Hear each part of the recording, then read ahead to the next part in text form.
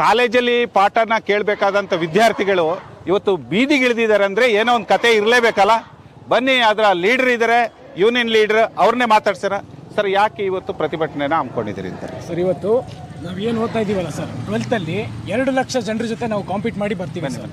ಅಷ್ಟೆಲ್ಲ ಕಾಂಪೀಟ್ ಮಾಡಿ ಇಷ್ಟೆಲ್ಲ ಕಷ್ಟಪಟ್ಟು ನಾವು ಫಾರೆಸ್ಟ್ರಿ ಓದ್ತಾ ಇದ್ದೀವಿ ಅಂತ ಅಂದಮೇಲೆ ನಮಗೊಂದು ಸೋಲ್ ಎಲಿಜಿಬಿಲಿಟಿ ಅನ್ನೋದು ಬೇಕು ಸರ್. ಇವಾಗ ಹೇಗೆ MBBS ಮಾಡಿ ಡಾಕ್ಟರ್ಸ್ ಆಗ್ತಾ ಇದ್ದಾರೆ, ಇಂಜಿನಿಯರ್ ಓದ್ಬಿಟ್ಟು ಇಂಜಿನಿಯರ್ ಆಗ್ತಾ ಇದ್ದಾರೆ, ಆ ಥರ ನಾವು ಫಾರೆಸ್ಟ್ರಿ ಓದಿದ್ದೀವಿ ಸರ್. ನಾವು ಫಾರೆಸ್ಟ್ರಿ ಡಿಪಾರ್ಟ್ಮೆಂಟಲ್ಲಿ ನಾವು ಒಂದು ಮಾನ್ಯತೆಯನ್ನು ಪಡಿಬೇಕಲ್ವಾ ಸರ್. ನಮಗೆ ಅಲ್ಲಿ ಯಾವುದೇ ಥರದ ರಿಸರ್ವೇಷನ್ ಅನ್ನೋದನ್ನ ಕೊಟ್ಟಿಲ್ಲ ಸರ್. ಬೇರೆ ಗ್ರಾಜ್ಯುಯೇಟ್ಸ್ನು ತಗೋತಾ ಇದ್ದಾರೆ. ನಾವು ಇಷ್ಟೆಲ್ಲ ಓದಿ ಏನು ಉಪಯೋಗ ಬಂತು ಸರ್ ಅಲ್ವಾ? ನಾವು ಓದಿದ್ದೀವಿ ಅಂತ ಅಂದಮೇಲೆ ನಮಗೂ ಒಂದು ರಿಸರ್ವೇಷನ್ ಅನ್ನೋದು ಫಾರೆಸ್ಟ್ ಡಿಪಾರ್ಟ್ಮೆಂಟಲ್ಲಿ ಬೇಕು ಸರ್. ಅದೊಂದೇ ನಿಟ್ಟಿನಲ್ಲಿ ನಾವು ಇವತ್ತು ಸ್ಟ್ರೈಕ್ ಮಾಡ್ತಾ ಇದ್ದೀವಿ. ಒಂದು ಸಚಿವರು ಇದ್ದಾರೆ, ಇದಕ್ಕಾದ ಒಂದು ಇಲಾಖೆ ಏನಿದೆ, ಆ ಸಚಿವರಿಗೆ ಏನು ಹೇಳ್ತೀರಿ? ಅವರು ಕೂಡ ಅಷ್ಟೇ ಸರ್, ಆಶ್ವಾಸನೆ ಬಾಯಲ್ಲಿ ಎಲ್ಲರೂ ಕೊಡ್ತಾರೆ, ಯಾವುದೇ ರೀತಿ ಆದೇಶ ಅಂತೂ ಬಂದಿಲ್ಲ ಸರ್. ಅವರಿಗೂ ಎಲ್ಲ ಮೆಮೊರಾಂಡಮ್ ಕೊಟ್ಟಾಯಿತು, ಅವರ ಗಮನಕ್ಕೂ ನಾವೆಲ್ಲ ವಿಷಯ ತಂದಿದ್ದೀವಿ.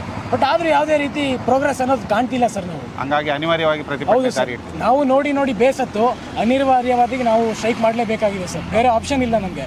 ಮನೇಲಿ ನಮಗೂ ಬೈತಾರೆ ಸರ್, ಇಷ್ಟೆಲ್ಲ ಕಷ್ಟಪಟ್ಟು ನೀನು ಫಾರೆಸ್ಟ್ರಿ ಮಾಡೋಕ್ಕೆ ಅಂತ ಹೋಗಿದ್ಯಾ, ನಾನು ನಿನಗೆ ಮೆಡಿಕಲ್ ಸೀಟ್ ಕೊಡಿಸ್ತಿದ್ದೆ, ಇಂಜಿನಿಯರಿಂಗ್ ಸೀಟ್ ಕೊಡಿಸ್ತಿದ್ದೆ, ಆದರೂ ನೀನು ಫಾರೆಸ್ಟ್ರಿ ಓದಬೇಕಂತಲೇ ಹೋದೆ. ಬಟ್ ನಿನಗೆ ಡಿಪಾರ್ಟ್ಮೆಂಟಲ್ಲಿ ರಿಸರ್ವೇಷನ್ ಇಲ್ಲಯ್ಯ, ಏನು ಮಾಡ್ತೀಯ ನೀನು? ಗ್ರಾಜುಯೇಷನ್ ಆದಮೇಲೆ ಮನೇಲಿ ಕೂತ್ಕೊಂಡ್ರೆ ಸರ್ ನಮ್ಮ ಅಪ್ಪ ಅಮ್ಮನೇ ನಮಗೆ ಮರ್ಯಾದೆ ಕೊಡೋದಿಲ್ಲ. ಏನು ಮಾಡೋಣ ಸರ್ ನಾವು ಓದ್ಬಿಟ್ಟು ಅಲ್ವಾ?